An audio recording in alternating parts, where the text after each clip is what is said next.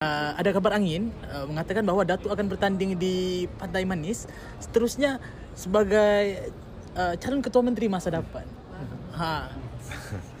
Saya fikir yang pasal bertanding calon Pantai Manis ni saya sudah pun jawab sebelum ini. Lama sudah saya tidak berhajat untuk bertanding di kerusi Dewan Undangan Negeri termasuklah Pantai Manis. Kalau saya ada 48 jam sehari mungkin saya boleh pertimbangkan, tapi sama macam semua, saya ada only 24 hours per day. Jadi saya fikir tanggungjawab sedia ada itu sudah cukup mencabar dan cukup besar.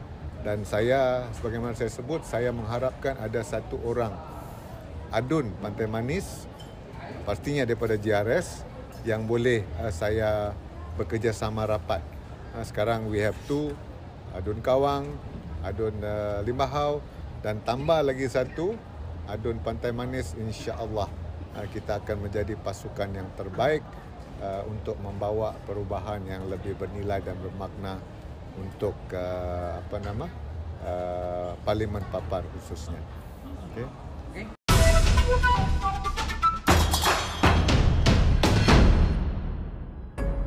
Greater say, greater participation and greater revenue sharing kekal sebagai asas perjanjian Sabah dan Petroleum Nasional Berhad Petronas. Prinsip Sabah itu diulangi Menteri Perdagangan Dalam Negeri dan Kos Sara Hidup Datuk Armizan Muhammad Ali.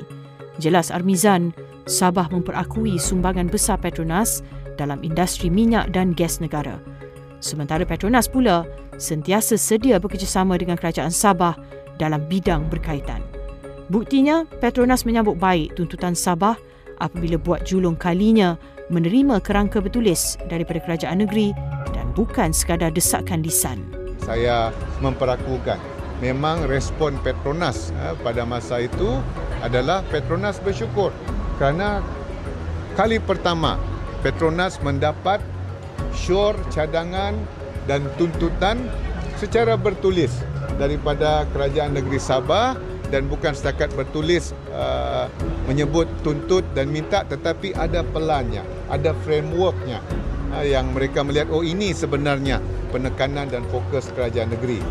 Dan asas kepada permintaan kita itu ada 3, iaitu Sabah, Sarawak, Sabah kita minta kita bersedia bekerjasama dengan Petronas, tetapi prinsipnya adalah kerjasama itu perlu diasaskan kepada 3 perkara, di mana Sabah mempunyai greater say, Sabah mempunyai greater participation dan juga greater revenue sharing. Itu prinsip asasnya. Kerjasama antara syarikat minyak gergasi dan kerajaan negeri di bawah Bayu ini mewujudkan situasi menang-menang dan mesra. Buktinya, sejak 2021, Sabah berjaya meningkatkan penglibatan dalam eksplorasi minyak dan gas, termasuk pegangan ekwiti serta penyertaan lebih 1,000 syarikat kontraktor tempatan dalam tender Petronas. Berdasarkan kepada 3 teras yang kita sebutkan tadi. Dan Alhamdulillah dalam tempoh bermula 2021 hingga sekarang itu sudah ada peningkatan. Apa dia? Bukan hanya kita merujuk kepada royalty, bukan hanya kita merujuk kepada cukai jualan negeri terhadap produk petroleum tersebut, tetapi kita mahu greater participation. Apa dia? Kita juga sekarang ada equity dalam eksplorasi minyak dan gas yang dilaksanakan oleh Petronas. Kalau dulu kita hanya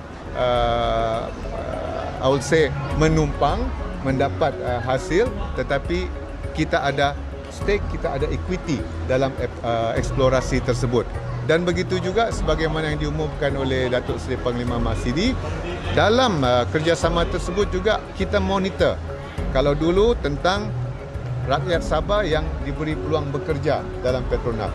But now bukan hanya bekerja, tetapi syarikat-syarikat tempatan yang mendapat peluang untuk mendapat kerja-kerja dalam eksplorasi oil and gas melalui Petronas, melalui tender-tender yang dibuka dan jumlahnya jauh meningkat. Perjanjian Komersial Kerjasama CCA yang ditandatangani pada Disember 2021 terus menjadi platform utama penyelarasan strategi dan mesyuarat berkala yang turut melibatkan Ketua Menteri Sabah Datuk Seri Haji Jinor.